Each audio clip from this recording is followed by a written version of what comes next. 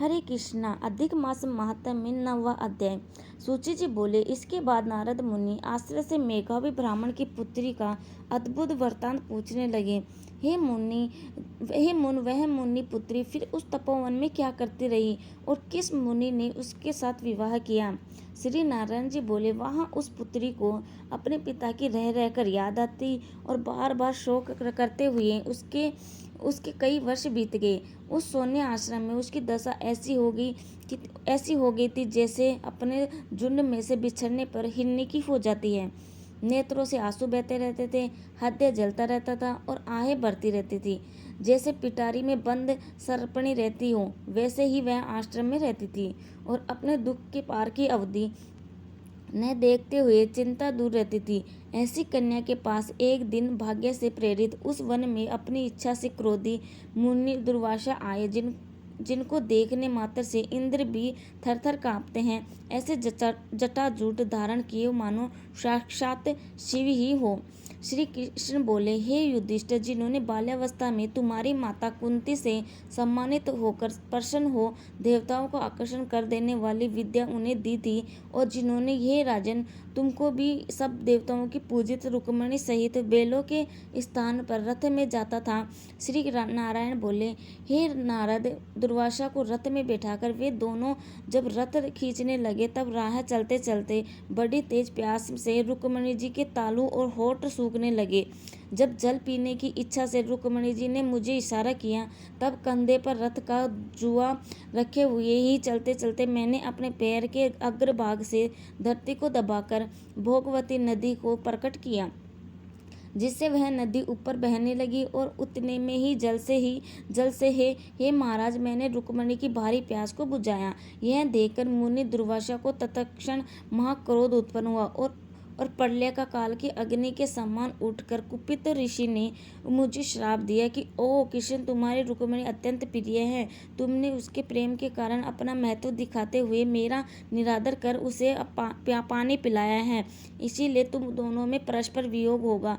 हे युधिष्ठिर, ऐसा उन्होंने श्राप दिया था। वहीं दुर्वासा ऋषि, जो साक्षात रुद्र अंश से उत्पन्न मानव प्रलय काल के रुद्र के रूप के समान हो, वे अत्रि ऋषि के उग्र तप रूपी कल्प वृक्ष के अति श्रेष्ठ फल और सती शिरोमणि अनुसुईया के गर्भ से उत्पन्न अति मेघावी दुर्वासा नाम के मुनि मानो साक्षात तपस्या ही ने मूर्तिमान होकर अवतार किया हो।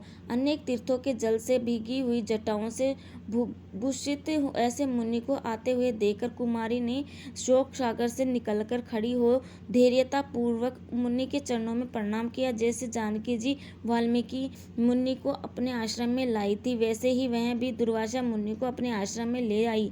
अर्ध्य उपाध्याय में वन के फलों को और नाना प्रकार के पुष्पों से स्वागत करने की अनुमति ले आदर से उनकी पूजा की। फिर हे राजन, वह विनय पूर्वक बोली, हे महाभाग हैं, अत्रि वंश के सूर्य, आपको नमस्कार है। मुझ दुर्भागिनी के आश्रम में ऐसे पधारे, आपके आगमन से मेरा भाग्य उदय हुआ, अथवा मेरे पिता के पुण्य प्रभाव से प्रेरित हो मुझे समझाने आए हो। आप जैसे महात्माओं के दर्शन करने से तथा तीर्थ रूपी चरणों की रज स्पर्श करने से मेरा जन्म और व्रत दोनों सफल हो गए हैं। ऐसा कहकर वह कन्या उनके आगे चुपचाप खड़ी हो रह गई। तब शिव के अंश से उत्पन्न दुर्वासा मुनि कुछ हंसकर बोले, हे पुत्री, साधु साधु, तूने अपने पितृकुल का उद्धार कर दिया। यह मेघा ऋषि के श्रेष्ठ तप का ही फल है जो तुम जैसी कन्या का जन्म हुआ। मैं कैलाश से तेरी धर्म प्राणता जानकर ही तेरे आश्रम में आया हूँ और तुम्हारे द्वारा सम्मानित हुआ हूँ। हे वरोहे, मैं अब नारायण देव सनातन मुनि का दर्शन करने शीघ्र ही बद्रिका आश्रम का जा रहा हूँ, जहाँ वे लोक कल्याणार्थ उग्र तप कर रहे हैं। कन्या बोली, हे ऋषि, आपके दर्शन से ही मेरा शोक रूपी समुद्र सूख गया। हे मुनिवर, आपने संतावना दी कि तेरा भविष्य अत्यंत उज्जवल है। परंतु हे मुनिराज, मैं शोक की ज्वाला से जली रह रही हूँ। हे कृपा सिद्धि, हे कल्याणकारी, क्या आप उसे नहीं जानते? उस दुखाग्नि अग्नि को बुझाने का कोई उपाय करिए। मेरे विचार में कोई भी हर्ष उपजाने वाला नहीं दिखता है। मेरे माता पिता भाई आदि कोई नहीं है जो मुझे दुख रूपी समुद्र से बचा सके। मैं कैसे जीऊँ? जिधर देखती हूँ उधर ही मुझे सूना ही सूना दिखाई देता है। हे तपोनिधि, शीघ्र ही मेरे दुख के निवारण का कोई उपाय कीजिए। कोई भी मुझसे विवाह करने के लिए तैयार नहीं होता। यदि समय पर विवाह नहीं हुआ तो मैं धर्मभ्रष्ट हो जाऊंगी, जिसका मुझे महाभय है। इसी कारण न तो रात को नींद आती है, न ही भोजन में रुचि होती है। हे ब्राह्मण, अब मैं मृत्यु चाहती हूँ, बस यही मेरा निश्चय है। ऐसा कह वह रोती हुई मौन हो गई। तब दुर्वासा उसके दुख का उपाय विचारने लगी।